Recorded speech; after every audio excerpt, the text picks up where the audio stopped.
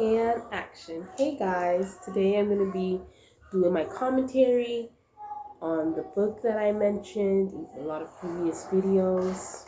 So I'm going to jump right into it. Actually, first I want to share my earrings. Look how cute this is. Cutesies, right? And then it goes well with my necklace. Adorable. Okay. So I'm going to go into something that caught my attention right away while I was reading chapter 1, and I'll probably do that for most of the books. For most of the chapters, like whatever gets my attention, or I have something in common, or not in common, something that I can like relate to in my life. I'm gonna share that. So the first passage is, and I've learned that sometimes you have to go through your past to get to your future. I'm writing this down because I didn't memorize it, so I'm probably going to be looking down a lot, so just listen. And yeah, this stands out to me because I almost had a career as a child star.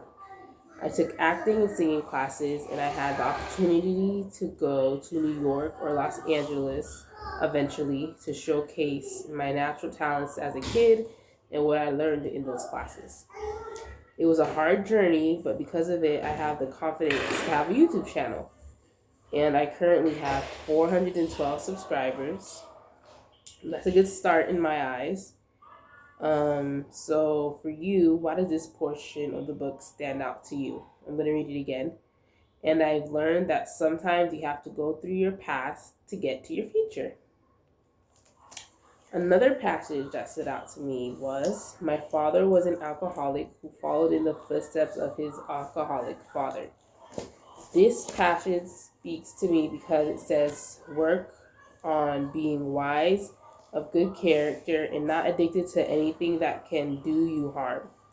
Reason being is because you want to be a good example for your future generation and also yourself.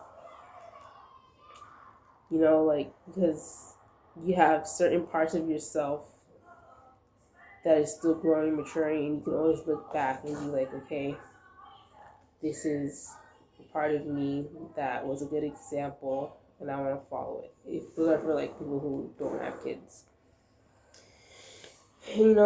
And for the people who do have kids, it's part of being a parent to want to be a good example for your kids. To be a good example for your kids doesn't mean you have to be perfect, but it means you're trying your best. Okay.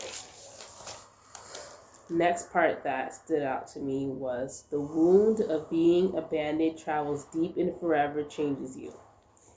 In this part, the author talks about the effects of her dad leaving her family. I connected with these words because since, for me, I've been wanting to get married at a young age, around 18 years old. It never happened for me. I'm 31 years old right now, and I still remember past prayers from my younger years asking my Heavenly Father, aka God, for a husband, and I just never got it. And sometimes I have moments in my life where I feel that passage strongly in relation to my Heavenly Father, aka God. And it kind of makes me want to rebel from Him because of the things not happening that I prayed for. Or maybe like figure out what God is specifically trying to say to me with the situation. With the situation of not letting me be married yet. So the wound of being abandoned travels deep and forever changes you. So sometimes when we feel abandoned by God, Papa, it travels deep and it changes us. And that's true. So He's always truly there, but that feeling of Him being abandoned, it can happen. Feeling like you're abandoned by Him. Okay, that's all I got for chapter 1. It was a good chapter. I like the parts where she talked about her experience with having a stepbrother. I never had step siblings, but it was cool to read about things that could happen when it comes to having step siblings. So for the chapters that I read, I'm gonna like read the first sentence of the chapter, and then the last sentence. Chuck, be quiet. I'm gonna read the first sentence of the chapter and the last sentence of the chapter. Stop. So that way you kind of get an idea of what it's like to see if the book is right for you. So first sentence of chapter 1 says, I spent years wrestling with darkness and drowning in torment. The last sentence of chapter 1 says, it wouldn't shield me when I was robbed of my innocence, and it equals her faith. Okay. Mommy. So that was my commentary to chapter 1 for Nowhere But Up. I hope you guys enjoyed it. Comment if you already read chapter 1 and tell me what you liked about it. And if you're going to buy the book, let me know. What else? I will post new videos whenever I can. I don't have like a set schedule because things are not periodic in my life. Things are just different when it comes to my home life. Like certain different things that happen. I think that's normal with having kids. So I will try my best to post when I can. And yeah, I hope you guys have a great one.